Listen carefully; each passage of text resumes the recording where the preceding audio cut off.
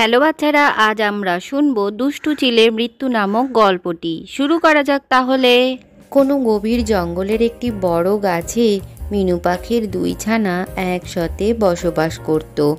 আর জঙ্গলে বৃষ্টির পরিমাণও প্রচণ্ড বাড়তে শুরু করলে মিনু পাখিও তাদের জন্য খাবারের সন্ধানে জঙ্গলে চলে যায়।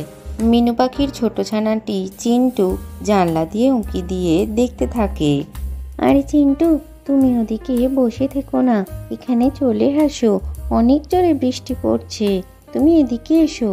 তুমি কিছুই চিন্তা করো না চিন্টু, মা ঠিকই চলে আসবে আমাদের জন্য খাবার নিয়ে।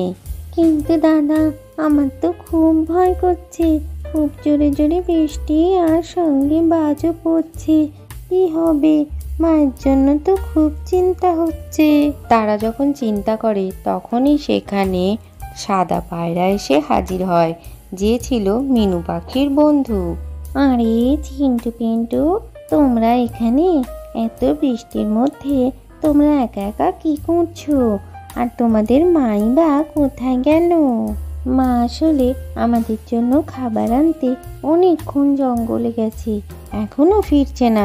আমাদের দুজনেরই খুব চিন্তা হচ্ছে। ঠিক আছে, তোমরা চিন্তা করো না, আমি দেখছি তোমাদের মা কোথায় আছে। এই বলে পায়রা সেখান থেকে উড়ে চলে যায়। এরপর পায়রা যখন জঙ্গলের মধ্যে দিয়ে উঠতে থাকে তখন প্রচণ্ড বৃষ্টি শুরু হয়। কিছুক্ষণের মধ্যেই জঙ্গলে দুষ্টু চিল তাকে তাড়া করতে থাকে। পায়রা চিলের তাড়া খেয়ে খুব তাড়াতাড়ি মাটিতে এসে একটা বড় পাথরের কাছে লুকিয়ে পড়ে।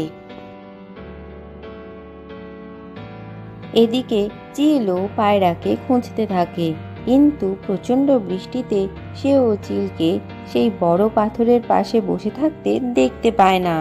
কিছুক্ষণ বাদে খাবার নিয়ে মিনু পাখি সেখান দিয়ে যাচ্ছিল।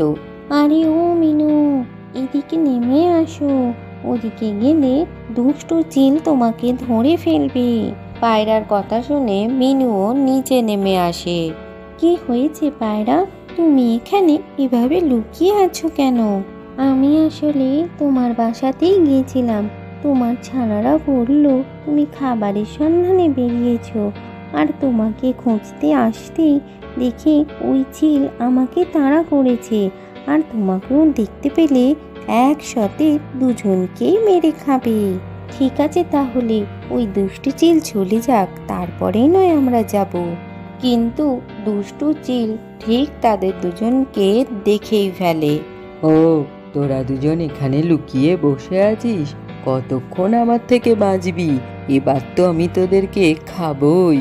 মিনু, এই চিল আমাদের উপরে আক্রমণ করার আগে আমাদের ওকে আক্রমণ করে দিতে হবে। এই কথা বলেই মিনু আর পায়রা মিলে চিলের ওপরে হঠাৎ করেই আক্রমণ করে দেয়।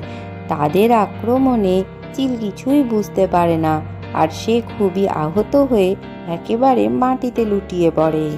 আজকের গল্পটি থেকে কি শিখলে বাচ্চারা? কেউ বিপদে পড়লে অবশ্যই তাকে সাহায্য করা উচিত। ভিডিওটি ভালো লাগলে চ্যানেলটিকে লাইক ও শেয়ার করে সাবস্ক্রাইব করে দিও।